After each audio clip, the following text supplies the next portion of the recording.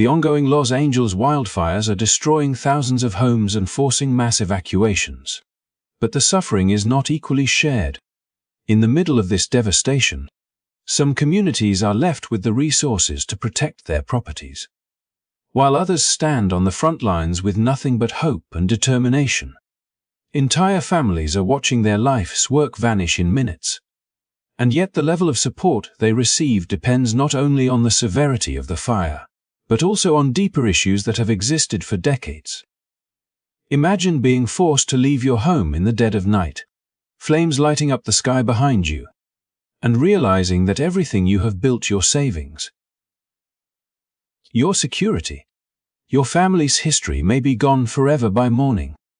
Now imagine learning that while your community struggles to get basic aid, wealthier neighborhoods are able to hire private protection, rebuild faster, and recover more easily. That is the painful reality for many families in Los Angeles today. But this is not just a story about fire. It is about inequality. It is about how history, race, and economics combine to decide who gets help and who gets left behind. It is about understanding why one community can lose everything overnight and then face barrier after barrier when trying to rebuild. The wildfires are exposing cracks in a system that has existed for generations. And unless we face it, the cycle will continue with every new disaster. In this video, we are going to uncover the hidden truth behind the wildfire crisis, why some voices are ignored, why some neighborhoods are forgotten, and why recovery is never equal. We will explore how history shaped today's reality, hear from families living through it, and reveal how this tragedy could change the future of entire communities. This is more than just a headline. It is a call to pay attention, to understand, and to care about the people who are most at risk. Because when disaster strikes, it should not matter what neighborhood you live in or the color of your skin. Everyone deserves help. Everyone deserves protection. And everyone deserves the chance to rebuild their lives with dignity. If you believe stories like these need to be told, please take a moment to hit the like button. It helps this video reach more people and raises awareness for communities that are too often overlooked. And if you want to hear more powerful stories that dig deeper than the headlines, do not forget to subscribe to our channel.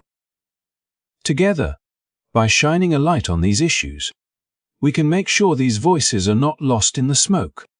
So stay with us, because what you are about to hear is not just a story about fire, it is a story about fairness, resilience, and the fight for justice in the face of disaster.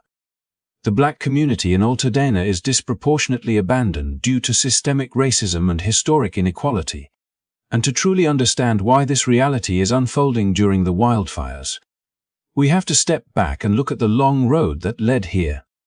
Altadena was not always the kind of place where black families could own homes in such significant numbers. Decades ago, the idea of black families moving into neighborhoods like this was met with resistance, barriers, and outright exclusion.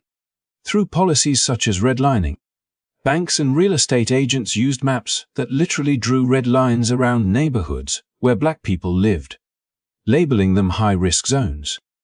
These labels were not based on the quality of the homes, the safety of the streets, or the strength of the community. They were based solely on race.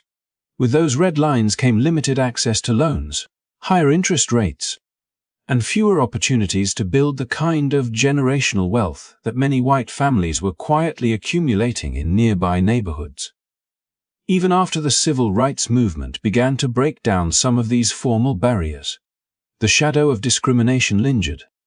Black families in Altadena had to fight for every loan approval, pool resources within their own communities, and hold on to homes that represented more than just shelter. They were proof of resilience. Over time, Altadena grew into a rare place where more than 80% of black families became homeowners, almost double the national average. That achievement carried meaning well beyond property ownership. It represented security, the chance to pass something down to children and grandchildren, and the sense of belonging in a country that had so often tried to push them to the margins. Now, with the wildfires tearing through this historic community, those hard-earned achievements are at risk of vanishing in a cloud of smoke. For many of these families, losing a home is not just about bricks and wood collapsing into ashes. It is about losing decades of effort to build stability against the odds. And when they turn to insurance companies or government agencies for relief, they often discover that the safety nets they thought might be there are either too weak or entirely absent. Rising insurance premiums have forced many families to go without coverage, and those who could afford it are finding that their policies cover only a fraction of the rebuilding costs. It is a cruel irony. The very people who fought hardest to establish roots in Altadena are now the ones most vulnerable to losing everything with no way back. Meanwhile, wealthier residents in other parts of Los Angeles have options. They can hire private firefighting crews, sometimes costing thousands of dollars per hour, to defend their properties, while ordinary families are told that local resources are stretched too thin. The contrast is staggering. It is not just the flames that separate people's fates, it is wealth, access, and the echoes of history. For Black families in Altadena, the gap becomes glaring when they realize that their homes, built through generations of sacrifice, are not prioritized in the same way as estates owned by those with connections and resources. The injustice does not stop at unequal protection. Once the fire passes, another storm arrives in the form of real estate developers. These developers, armed with quick cash offers, see opportunity in tragedy. They know that families grieving their losses may be tempted to sell land cheaply, especially when bills pile up and no immediate help comes from the state. For the developers, it is business. For the families, it is erasure. Selling does not only mean giving up land, it means losing a legacy, a piece of history that tied generations together. This pressure to sell quickly in the aftermath of disaster is what many call disaster-driven gentrification. And in places like Altadena, it threatens to rewrite the cultural fabric of the community before the ashes have even cooled. The story of Altadena is not just about houses burning. It is about how a community built from perseverance can still be left at risk because the structures of society were never designed to protect them equally. Even today, when Black families earn the same income levels as their white counterparts, studies consistently show their wealth remains lower, largely due to historical exclusions from opportunities like favorable loans, fair insurance policies, or programs such as the G Bill that once helped many white families secure homes and futures. This persistent wealth gap means that when disaster hits, the margin for survival is thinner, the path to recovery steeper, and the likelihood of displacement higher. Walking through Altadena before the fires, you would have seen tree-lined streets, homes passed down from grandparents to parents to children, and a strong sense of cultural pride. It was more than just another California neighborhood. It was a living example of what Black resilience could build when given even the smallest opening to grow. Now, as smoke lingers over its ruins, the question looms whether this community will be allowed to rebuild as it was, or whether systemic inequality will once again reshape its future. The heartbreak of families standing before the charred remains of their homes is not only a scene of loss, but also a reminder of the broader story. Each home destroyed represents a piece of history, a part of the long battle for equality that has never been fully won. And when aid is delayed, when insurance companies turn their backs, when developers circle like vultures, the fire becomes more than a natural disaster, it becomes a symbol of the unfinished fight against injustice. Altadena's story reminds us that while disasters do not discriminate, the systems meant to protect people often do, and until that truth is addressed, communities like this will continue to be disproportionately abandoned when they need help the most. In the quiet foothills of the San Gabriel Mountains, Altadena once stood as a symbol of possibility, a rare place in America where Black families had managed to carve out a legacy of stability and independence. While much of the nation wrestled with entrenched barriers that locked black communities out of home ownership, Altadena told a different story. Here, 81% of black families owned their homes, nearly double the national average. A statistic that was not just a number on paper, but a reflection of generational determination and resilience. These homes were more than structures of wood, brick, and stone. They represented pride, hard-won grace, and the promise of belonging.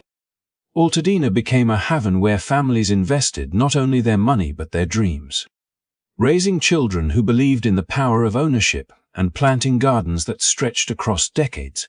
It was proof that even within a system built to restrict, communities could find ways to thrive. Yet, the current wildfires threaten to erase that story, to reduce to ashes what generations fought to protect. The flames devouring the hillsides are not just destroying houses. They are attacking the very symbol of hard-earned security. In the charred remains of these homes lies a history of persistence against the odds, a testament to those who worked double shifts, who endured discrimination in lending offices, who fought to be recognized as equal contributors to the American dream. For black families in Altadena, home ownership was not simply about shelter. It was about rewriting a narrative that had so often been one of displacement and denial. Now, with each acre of scorched earth, that rewritten narrative is under siege. And the fear is not only of losing property, but of losing the legacy itself. The tragedy feels even sharper when one considers how exceptional Altadena truly was. At a time when redlining maps in other parts of Los Angeles barred black families from living in desirable neighborhoods, Altadena quietly resisted, allowing its community to grow roots deep into the soil of the San Gabriel foothills. The result was not just higher ownership rates, but a sense of community cohesion rare in America's racial landscape. Families passed homes down to children. Neighbors knew each other across generations, and a cultural fabric was woven that blended resilience with dignity. This was a place where homeownership meant freedom from the constant threat of being pushed out, where the front porch was not just a space to rest but a place to declare, "We belong here." But wildfires do not discriminate in the way flames spread. Still, recovery does not touch everyone equally. For wealthier neighborhoods, rebuilding is often a matter of insurance claims and expedited loans. For Altadena's black families, the challenge is compounded by structural inequities that have persisted for decades. Disparities in insurance coverage, unequal access to financial assistance, and systemic neglect from local agencies all converge in times of disaster, leaving the community vulnerable not just to fire but to erasure. It is not only the smoke that chokes, but the suffocating weight of knowing that after the fire is out, rebuilding will not come as swiftly or as surely as it does elsewhere. The 81% homeownership rate that once stood as a source of pride now becomes a painful reminder of what might be lost forever. These homes represented wealth that was meant to be passed down, a shield against the economic instability that has plagued so many communities of color. Without them, the intergenerational stability painstakingly built over decades risks collapsing in a single season of fire. The possibility that families who once defied national odds might now be displaced, forced into rental markets that offer no security and little respect, underscores the cruel irony of disaster. What was exceptional about Altadena may soon become another example of how systemic inequalities magnify the suffering of the marginalized. Still, to focus only on tragedy is to miss the heart of Altadena. Even as the fires rage, stories of resilience surface.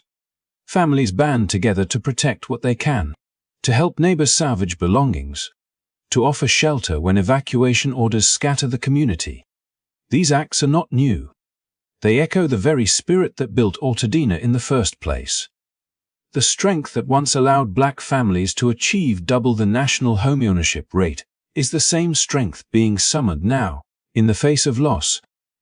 The question is not whether the people of Altadena have the will to rebuild, they always have, but whether the systems around them will finally recognize their value and provide the support they deserve. To walk through Altadena before the fire was to see more than houses. It was to see murals celebrating culture, block parties alive with music, children playing on streets where grandparents once did the same. Every corner spoke of continuity, of a community refusing to be erased by the tide of history. The devastation threatens that continuity. But the spirit of Altadena, the legacy of 81% ownership against all odds, remains a powerful reminder that history can bend when people are determined enough. What burns now are walls and beams, but what endures is a testament to perseverance. Altadena's story is not over. It is a chapter marked by fire, but it is also one that can illuminate the path forward if society chooses to see it. The same way the community built something extraordinary in the shadow of discrimination, it can rebuild again, but this time, it should not have to do it alone. Recognizing the uniqueness of Altadena is more than an exercise in nostalgia. It is a call to action to preserve a legacy that matters not just locally but nationally. For if a community like Altadena can rise again, it stands as proof that resilience, when met with justice and support, can overcome even the fiercest flames. This community was built despite redlining, discrimination, and exclusion from fair housing opportunities in the mid-20th century. And to understand the weight of that history is to see Altadena not just as a neighborhood, but as a testament to defiance. Across Los Angeles and beyond, maps were drawn with bold red lines that told banks and real estate agents which areas were deemed too risky for investment. And those shaded neighborhoods were almost always where black families lived or tried to move. Loans were denied, property values were deliberately suppressed, and entire communities were systematically starved of the resources needed to grow. In most places, these policies succeeded in forcing families into cycles of renting and displacement. But in Altadena, something remarkable happened. Here, families refused to accept the restrictions written over their lives by distant policymakers.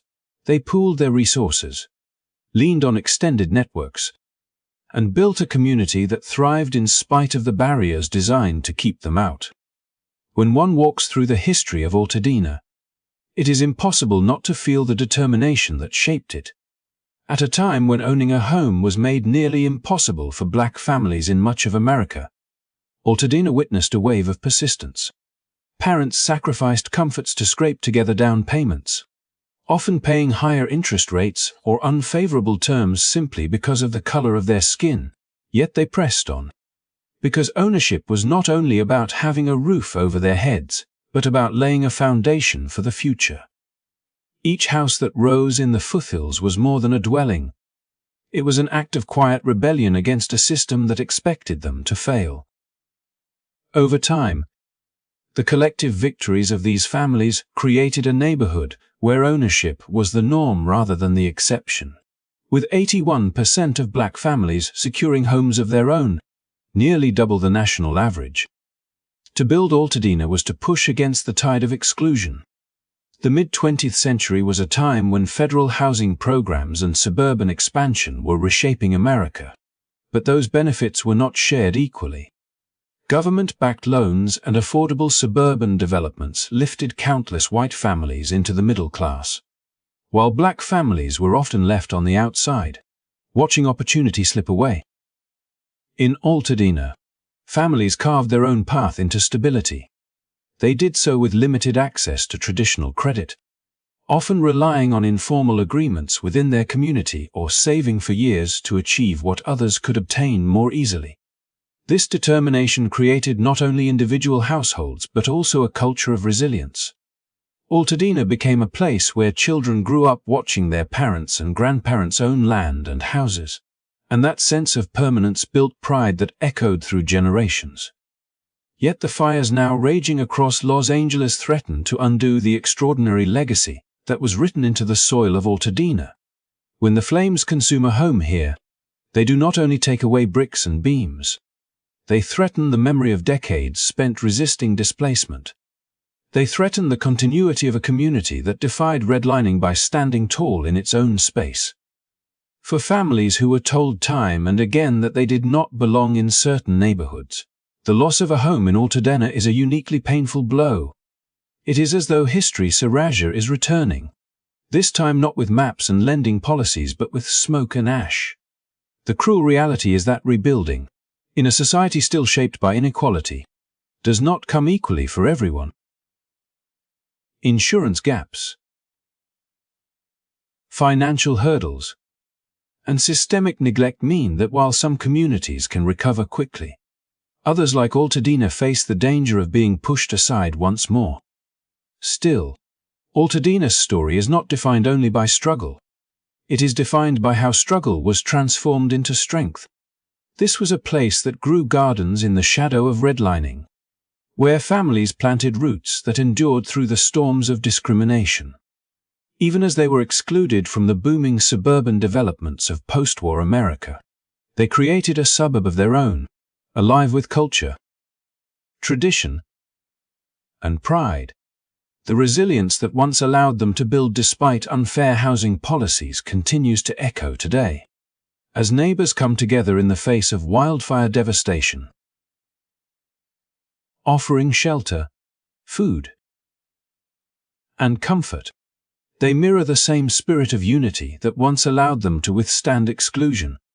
It is a reminder that the bonds of community, once forged in adversity, do not vanish in the face of disaster. Altadena's history also carries a lesson for the nation at large. It demonstrates that progress does not come from policy alone, but from the unyielding will of people who refuse to be denied. The families who built here in the mid-20th century did so without the safety nets and advantages offered elsewhere. And yet they achieved something exceptional. Their success stands as both a rebuke to the systems that sought to exclude them and as an inspiration for what is possible when determination overcomes restriction. That legacy matters not just to those who live in Altadena, but to all who believe in the promise of equity and justice. To preserve it in the face of present-day disaster is to honor the struggle of those who built it in the first place. The fires may rage and the houses may fall, but the spirit of Altadena is not so easily destroyed. What was once built in defiance of redlining can be rebuilt again in defiance of the forces that still seek to marginalize. The question is not whether this community has the strength it always has, but whether the broader society will finally choose to recognize its worth and provide the support needed to recover fully. Altadena is not simply a neighborhood on a map. It is a story of resilience, an archive of determination, and a beacon that shows what is possible even in the face of systemic exclusion. To see it rebuilt is to see history respected, and to allow it to fade is to let injustice triumph once again. Many black families are uninsured or underinsured, as wildfire premiums have become unaffordable, and this reality deepens the wound left by the fires now sweeping across Los Angeles. For years, as climate change intensified and wildfires became more frequent, insurance companies recalculated their risks, raising premiums to levels that placed adequate coverage out of reach for many working families. What might have been a manageable safety net in decades past turned into a luxury, and in communities like Altadena, where the legacy of discrimination had already weakened economic stability, the cost of protection became too great. Families who had once fought so hard to own their homes found themselves faced with an impossible choice: pay soaring premiums that strained already tight budgets, or risk living without enough coverage in the face of disaster. Too many chose the latter, not because they undervalued their homes, but because the arithmetic of survival left them no other option. When the flames came, the consequences of these decisions became devastatingly clear. A house uninsured or underinsured does not simply represent a temporary setback. After a fire, it often marks the collapse of a family's long-term security.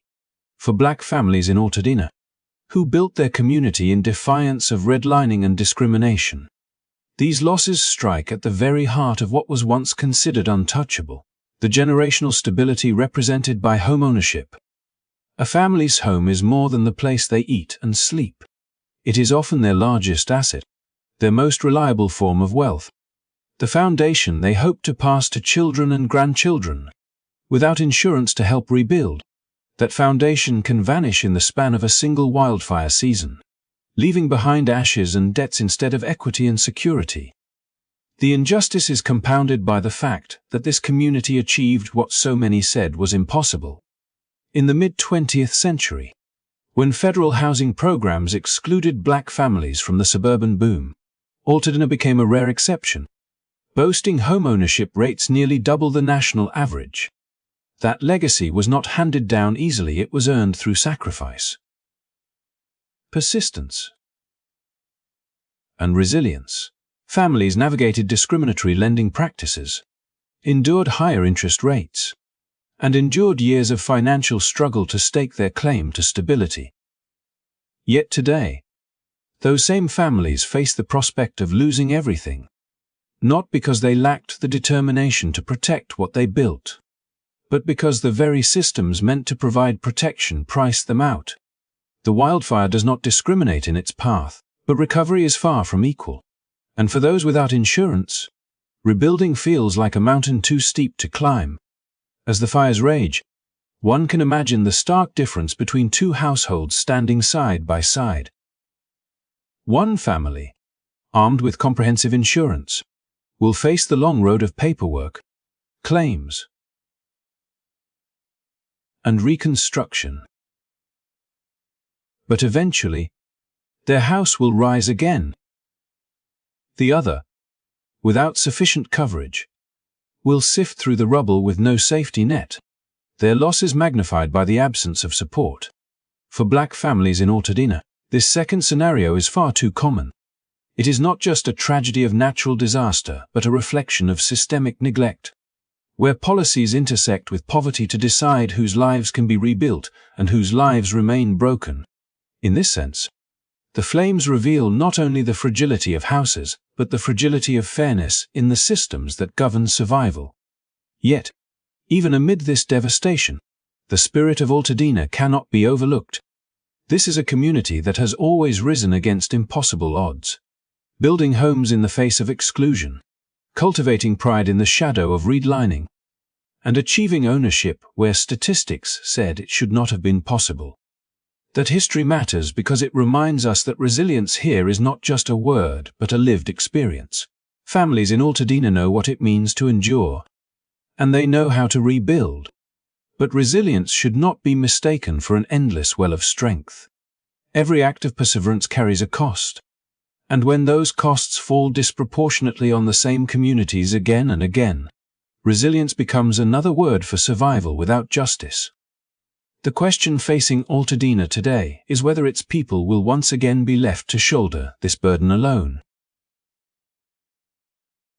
Without intervention, without equitable access to rebuilding funds and affordable insurance reform, the outcome is heartbreakingly predictable. Families who lose their homes will not return, unable to finance reconstruction, and their land will be sold or redeveloped. What was once a stronghold of black homeownership, a community that beat the odds, will face the creeping tide of gentrification, where wealthier buyers move in and reshape the neighborhood's identity. The story of Altadena could shift from triumph over redlining to erasure in the wake of wildfire, unless action is taken to preserve its legacy. And yet, this moment also holds the possibility of something greater. The recognition that many families are uninsured is not just a lament, it is a call to address the inequities that brought them to this point. Affordable coverage should not be out of reach for communities who have already endured so much. Nor should recovery aid flow unevenly based on wealth and privilege. If society truly values the exceptional story of Altadena, then the response to this disaster must reflect that value. It must prioritize rebuilding not only houses but the history, pride, and continuity those houses represent.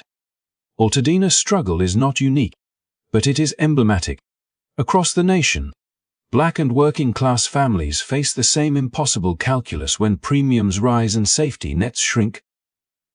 But here, in this Futhal community, the stakes feel especially poignant because so much was achieved against such odds.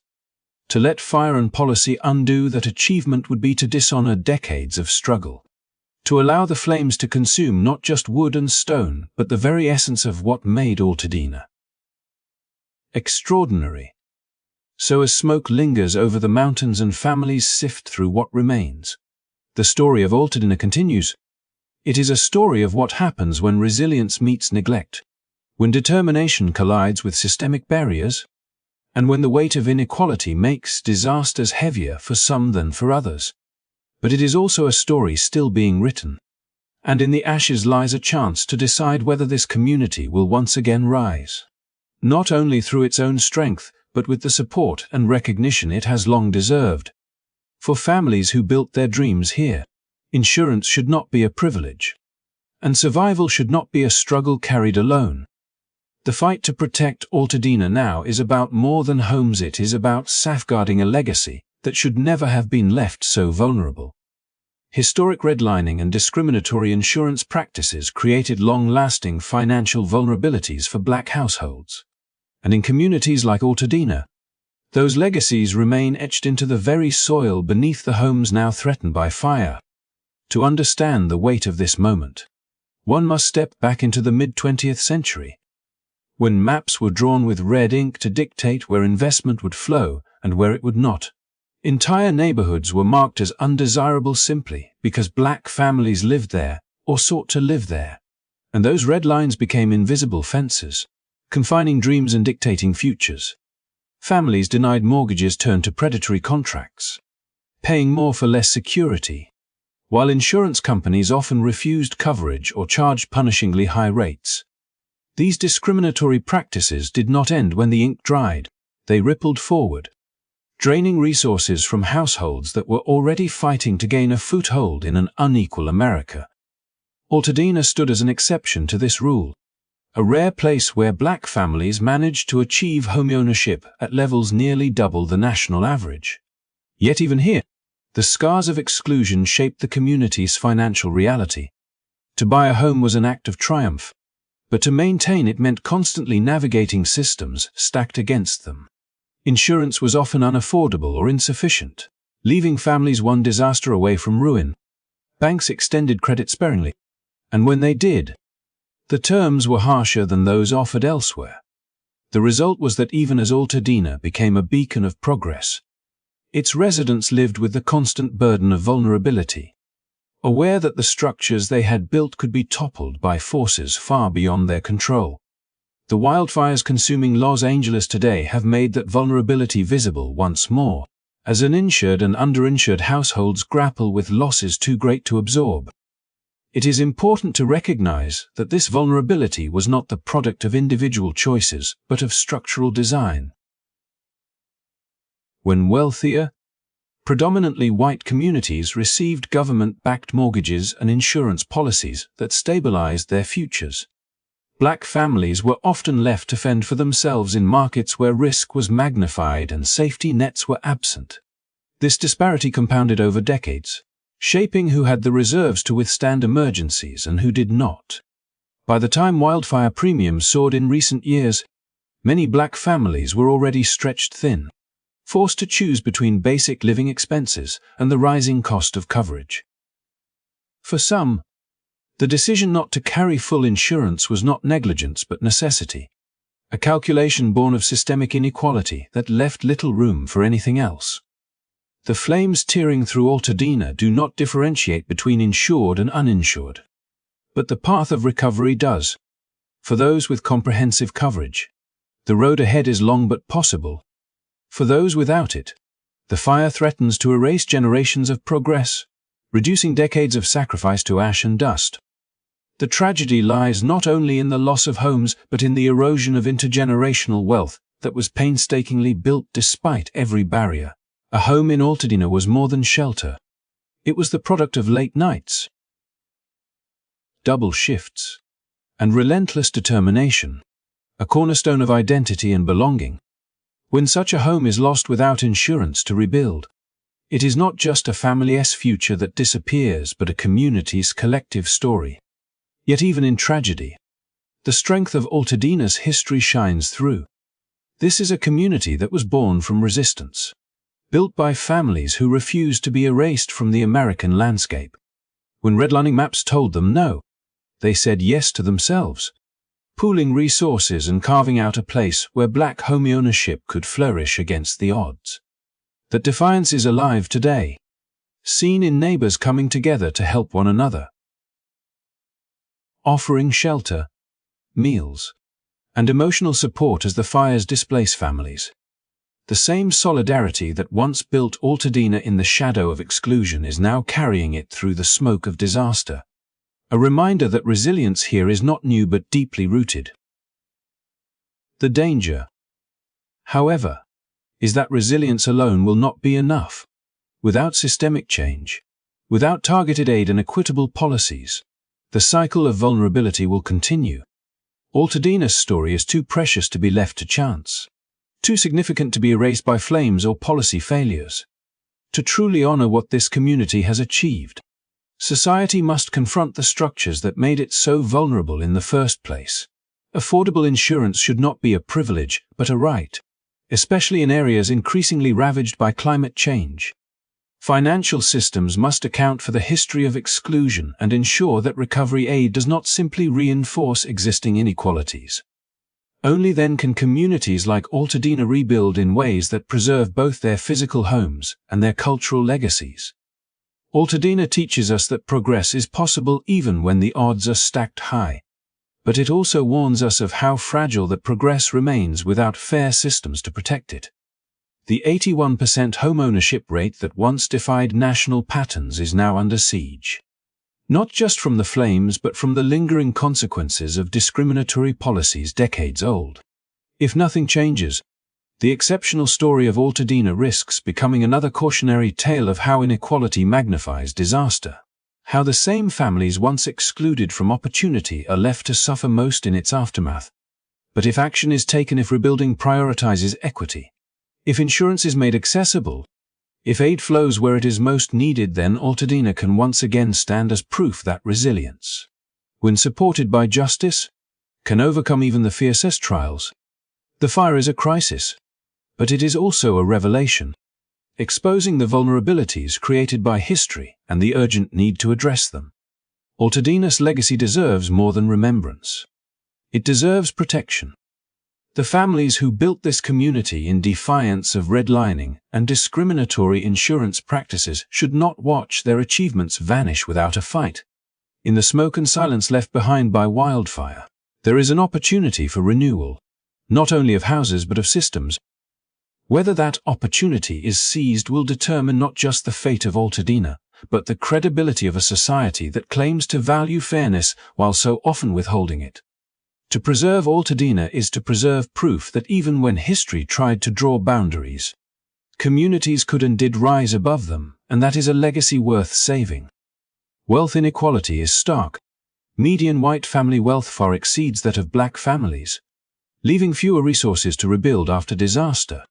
And in moments like the Los Angeles wildfires, this gap is no longer an abstract statistic, but a lived reality shaping who can recover and who remains stranded. When flames sweep through neighborhoods and turn homes into rubble, the ability to rebuild is tied not only to insurance coverage, but to the reserves that families can draw upon.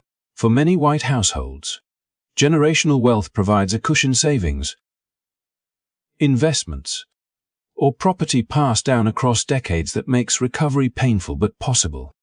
For many black families, particularly in Altadena, that cushion does not exist, because history denied them the same opportunities to accumulate wealth in the first place. The disparity is not about ambition or effort, but about systems that once decided whose hard work would be rewarded and whose would be dismissed. When federal programs like the G Bill after World War I offered low-interest loans, affordable mortgages, and access to higher education, countless white families gained entry into the middle class and built assets they could pass to their children. Black veterans who returned home with the same courage and service often found those benefits blocked by discriminatory lenders and local officials. Over time, these missed opportunities compounded, creating a gulf that has only widened with each generation. While white families built wealth through property, education, and investment, black families were too often forced to fight just to gain access to the basics. Their progress slowed by invisible but unrelenting barriers. Today, Surveys reveal the magnitude of that gulf. The Federal Reserve has documented that the median wealth of white families is many times greater than that of black families, even when incomes are similar. This means that two households earning the same salary may face entirely different futures, depending on the wealth accumulated before them. A white family may inherit a home, savings, or stocks that buffer against disaster, while a black family may inherit debt or face the reality of starting from zero. In Altadena, where so many families poured everything they had into achieving homeownership, the fire is not just consuming wood and stone but decades of sacrifices that cannot be replaced with a quick transaction. This is why the wildfires are not just a natural disaster but a revelation of structural inequities. For a family with generational wealth, the loss of a home, while devastating, is a chapter from which recovery is achievable.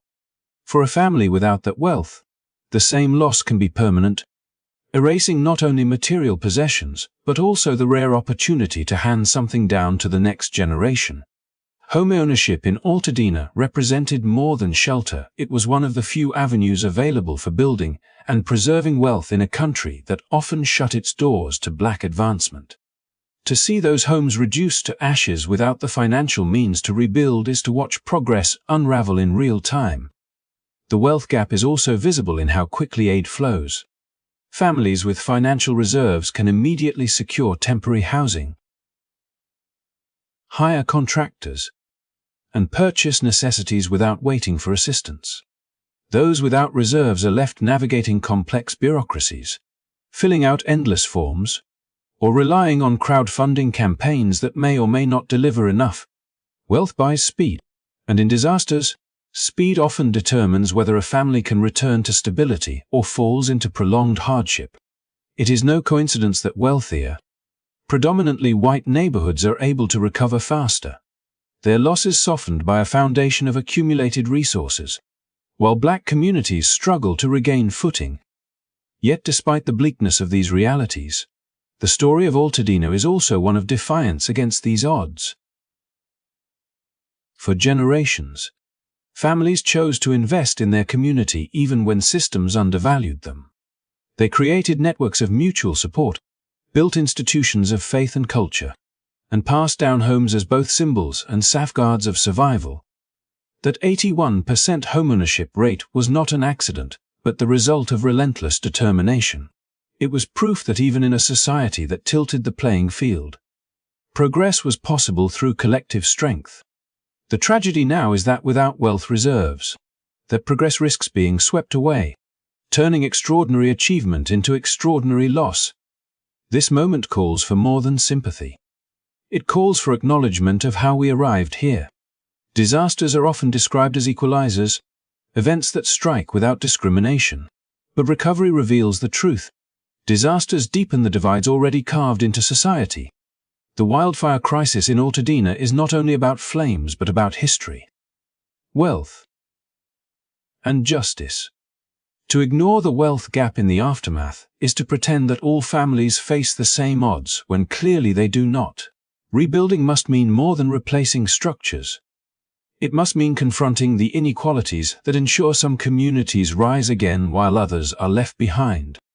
At its heart, the wealth gap story is about time. White families have had generations to accumulate and preserve assets, while black families have had generations of exclusion to overcome. Wealth multiplies when given time and opportunity. But when both are denied, recovery becomes a race against forces too great to outrun. The fire has shown in searing detail how little time Altadena's families had to protect what they built, and how quickly decades of sacrifice can vanish when financial safety nets are absent. To leave them to rebuild alone is to repeat the same injustice that made them vulnerable in the first place. Still, in the ash, there is a possibility.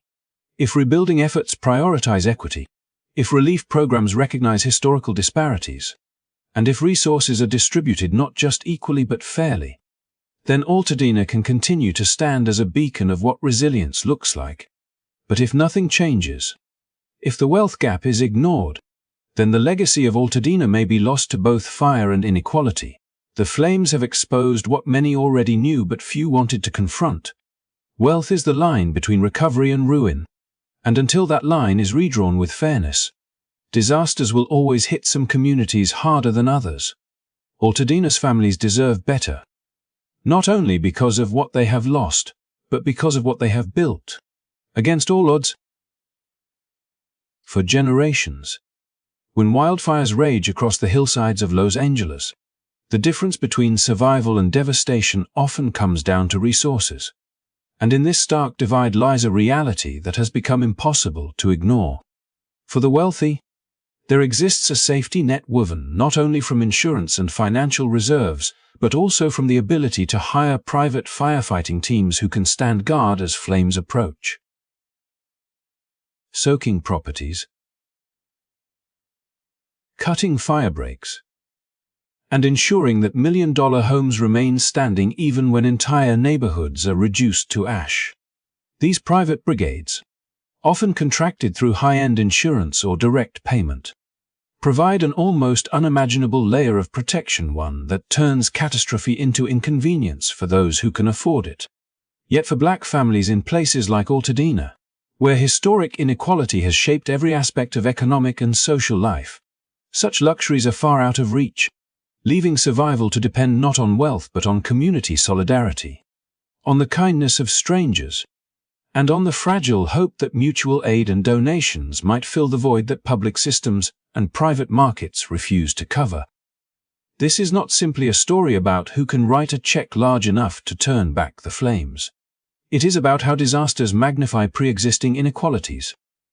How fire, though indiscriminate in its destruction, exposes the deep fractures in society.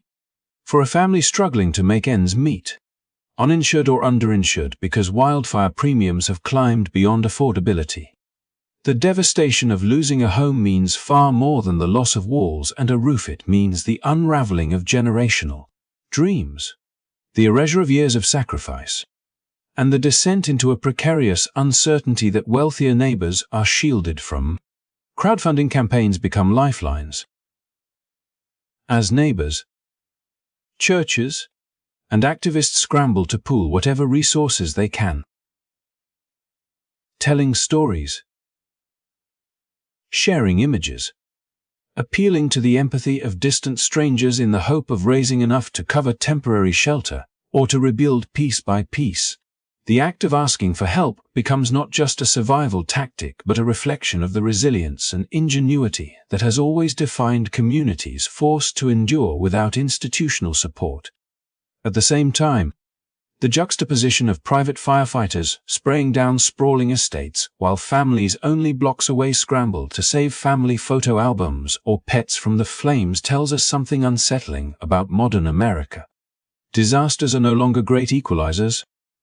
Instead, they reinforce the boundaries of privilege, granting those at the top an entirely different relationship to risk.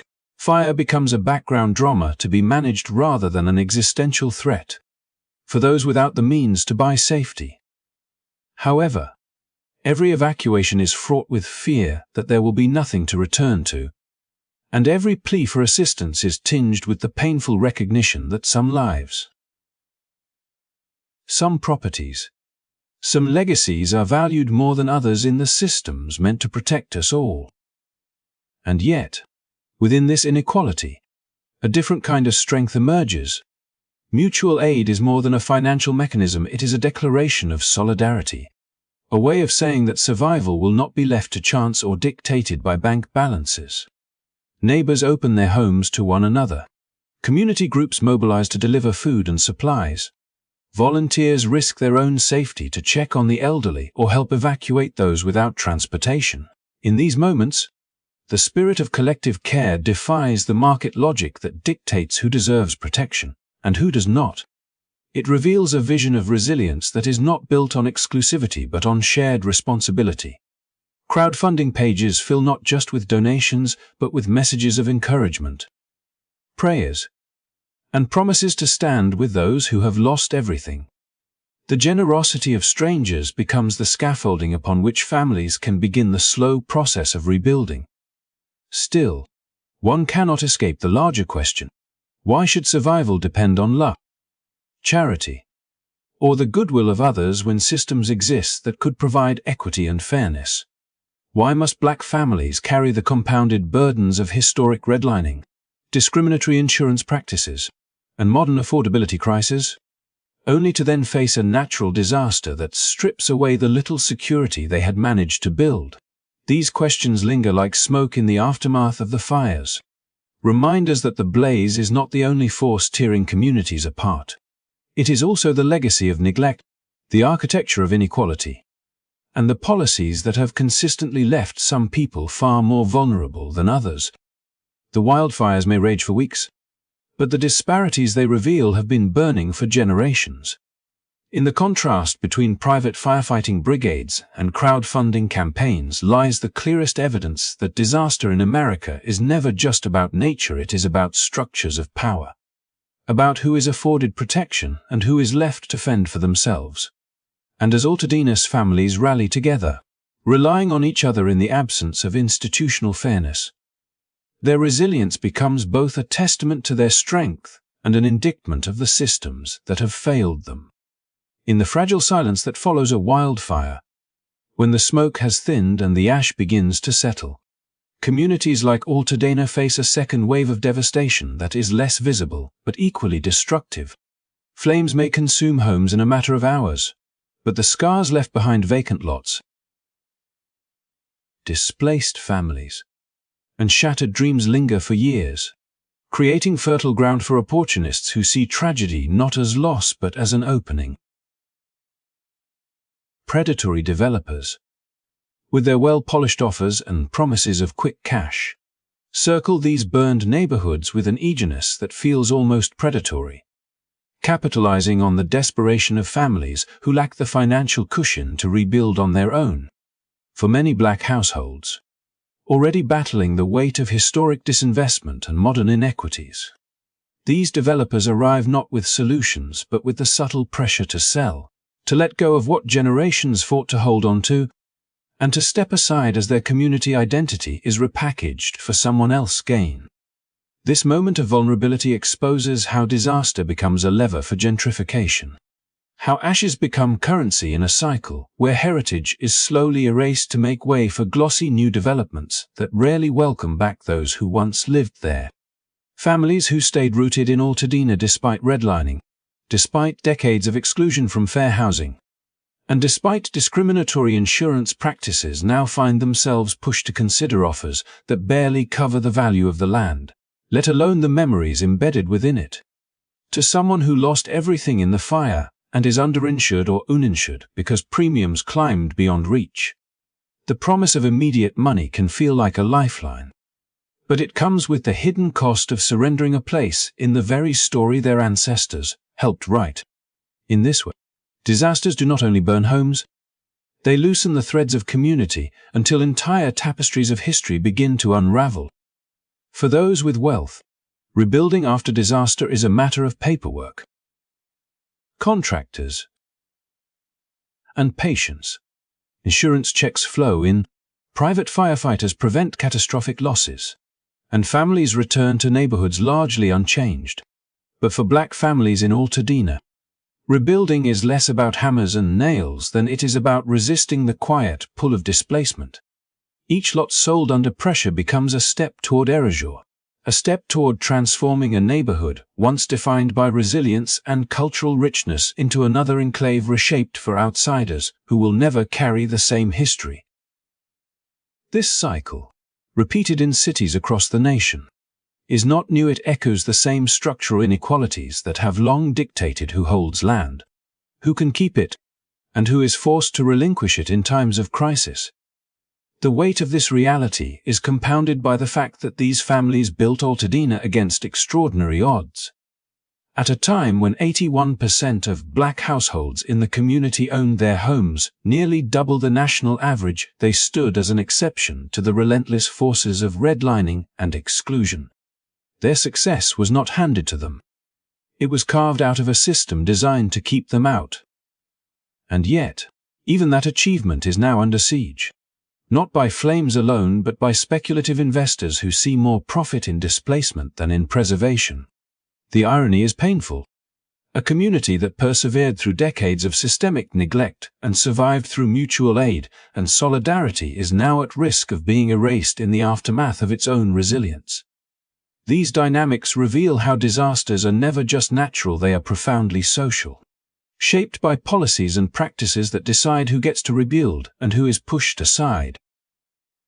In Altadena, where families depend on donations, crowdfunding, and the generosity of neighbors to survive, the arrival of developers highlights an imbalance that is both economic and moral. Wealthier homeowners, insulated by resources, can reject lowball offers and rebuild on their own terms, while families without safety nets face the agonizing choice between selling quickly or enduring years of instability.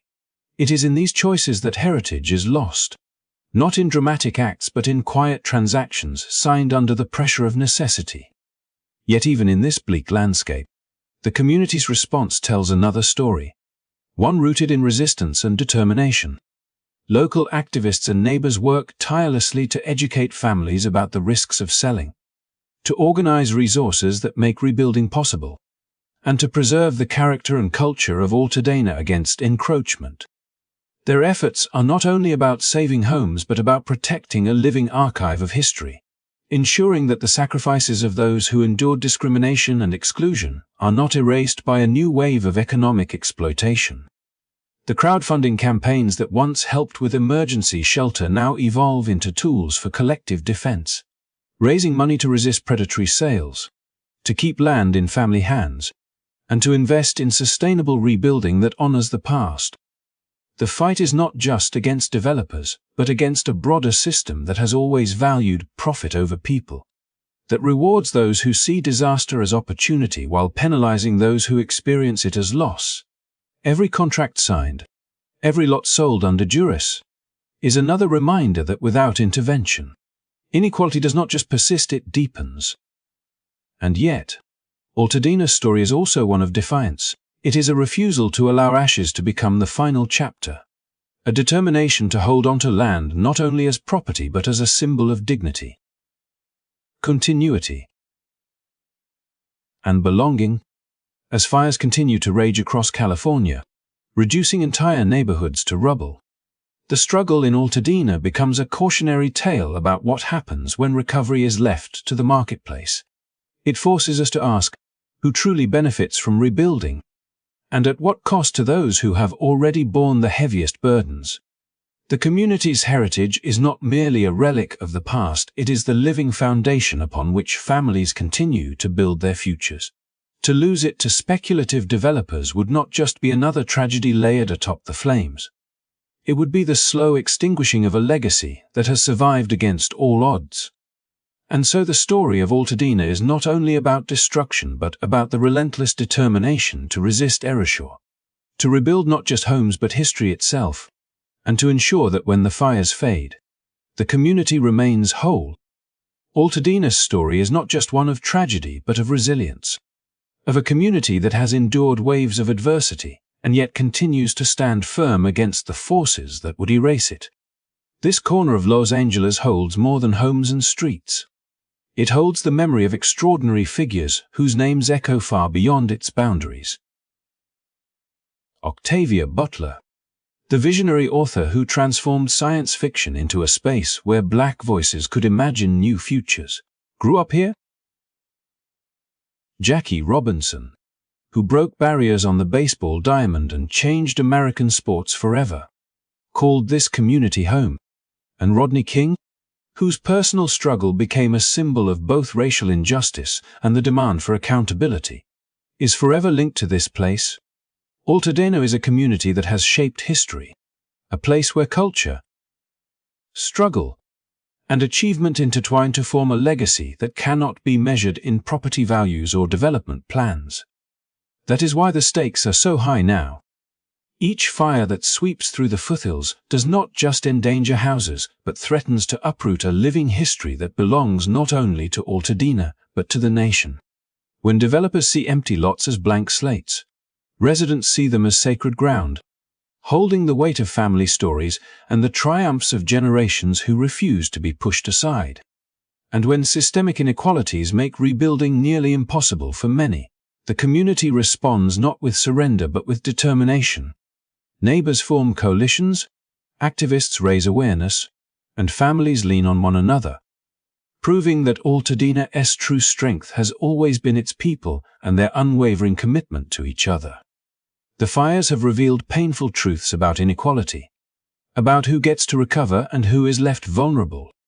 They have shown us how insurance systems, housing policies, and market forces all intersect to make survival easier for some and harder for others. But they have also illuminated something else: that the bonds of community are stronger than flames, that resilience is built not just in times of prosperity but in moments of crisis, and that heritage endures when people choose to defend it together. For every predatory developer who seeks profit in the ashes, there are countless residents who refuse to give up, who fight not just for their homes but for the identity of a neighborhood that has given the world so much. This is what makes Altadena's story larger than itself. It is not only about one community but about all communities facing the twin threats of climate disaster and inequality. It is about what we choose to value: profit or people, legacy or convenience, history or erasure. And as long as families gather to rebuild, as long as voices rise to demand justice, as long as memories are preserved and passed on, Altadena will continue to stand, not only as a place on a map but as a symbol of resilience and hope. So as we close this story tonight, I want to leave you with a thought.